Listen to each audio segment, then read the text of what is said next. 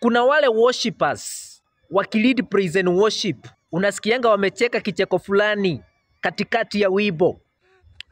You are holy, ha, ha, ha, ha. Lord God Almighty, ha, ha, ha. The earth declares all your glory, ha, ha, ha, ha. Na hiyo kicheko inakuanga natural. It's a gift given to some worshippers by God.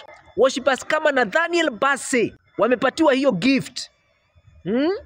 Yahweh Sabaoth, ha, ha, ha. Yahweh Sabaoth, ha, ha, ha, ha.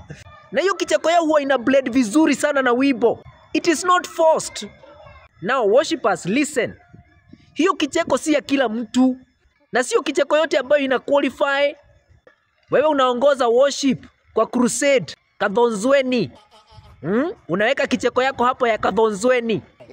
Ati Yahweh Sabaoth, ha, ha, ha, ha.